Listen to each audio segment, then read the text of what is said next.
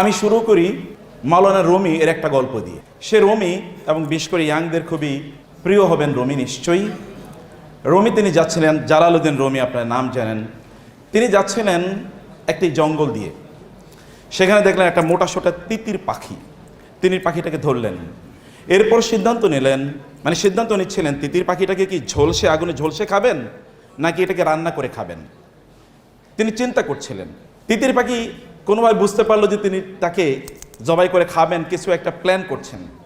তিতির পাখি তাকে লক্ষ্য করে বলে উঠলেন যে মাওলানা, আপনি তো চিন্তা করছেন আমাকে জবাই করে খাবেন, কিভাবে খাবেন সেটা নিশ্চয়ই প্ল্যান করছেন।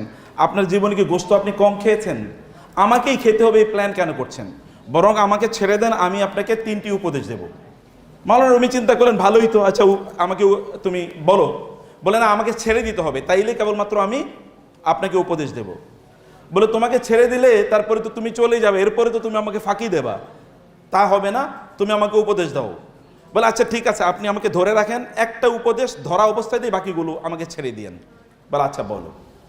বলো প্রথম উপদেশ হলো, তোমার বন্ধু বান্ধব, আত্মীয় স্বজন, পাড়া প্রতিবেশী, পরিচিতরা তোমার কোনো ভালো কাজ দেখলে, আপনার কোনো ভালো কাজ দেখলে তারা হতে পারে আপনাকে বিভিন্নভাবে ক্রিটিসাইজ করবে, আপনাকে বিভিন্নভাবে জ্বালাতন করবে, কথা দিয়ে অথবা আচরণ দিয়ে।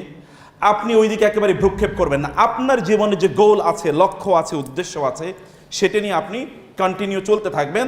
তাইলে at the end of the journey আপনি সফলতা অর্জন করতে পারবেন। মানব আমি চিন্তা করেন, আরে পাখি তো বিউটিফুল অ্যাডভাইস দিচ্ছে, ভালোই তো, আর চমৎকার তো। বলে বাকি 2টা কিন্তু দেবো না। কি করতে হবে? ছেড়ে দিতে হবে। ও আচ্ছা ঠিক আছে, যাও ছেড়ে দিলাম। এখন গাছের ডালে গিয়ে পাখিটি বসলো। বসার পর পাখি বলল যে, এবার তিনি বললেন তাহলে দ্বিতীয় উপদেশ যাও। বলে দ্বিতীয় উপদেশ হচ্ছে আপনার জন্য অতীত নিয়ে কোনোদিনই কি করবেন না, অতীত নিয়ে কোনোদিন আফসোস করবেন না। যা চলে গেছে সেটা নিয়ে আফসোস করবেন না, বরং প্রেজেন্ট নিয়ে বাঁচুন, ভবিষ্যৎ নিয়ে পরিকল্পনা করুন। যেমন ধরেন, এখন আপনাকে একটা ঘটনা বলি। এই যে আমার পেটে খুবই দামি 2 কেজি মূল্যবান পাথর ছিল, খুবই দামি। এইটা যদি আপনি আমাকে ধরে রাখতেন এবং জবাই করতেন, ওই পাথর আপনি পেলে আপনার 14 গোষ্ঠী বসে বসে খাইতে পারতো রাজার মতো করে। এই যে আপনি এটা বড় ভুল করেছেন। এটা শোনার পরেই তো রুমির মাথা গরম। এবার রুমি তার পিছনে দৌড়াচ্ছে তারে ধরার জন্য, আর ওই পাখি এক ঢাল থেকে আরেক ঢালে যাচ্ছে। রুমি যখন ক্লান্ত, তখন তিতির পাখি বলল, দেখেছেন এই যে মাত্র আপনাকে যে উপদেশটা দিলাম এটাই তো আপনি ভুলে গেলেন। আমি না বলেছি অতীত নিয়ে আপনি কোনো টেনশন করবেন না?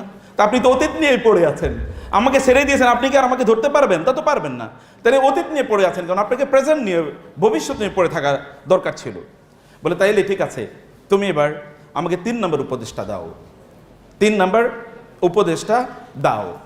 তিনি বললেন 3 নম্বর, মানে পাখি বলল 3 নম্বর উপদেশটা হলো, যিনি আপনার উপদেশ শুনতে চান না তাকে উপদেশ দিয়েন না। এখন বলেন আমি কি করব? আপনি শুনবেন তো উপদেশ? ওকে, মাশাআল্লাহ, জাযাকুমুল্লাহ খায়র।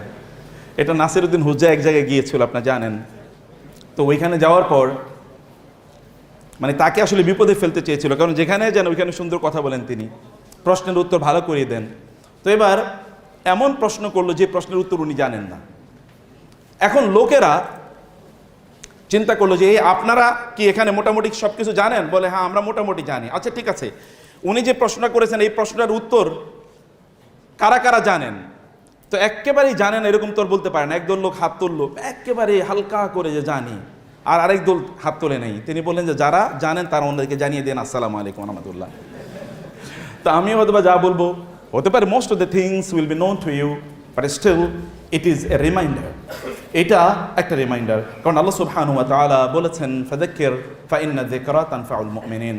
মুমিনদেরকে স্মরণ করিয়ে দিন, কারণ মুমিনদেরকে যদি স্মরণ করিয়ে দেওয়া হয় তাহলে মুমিনরা তাতে উপকৃত হয়।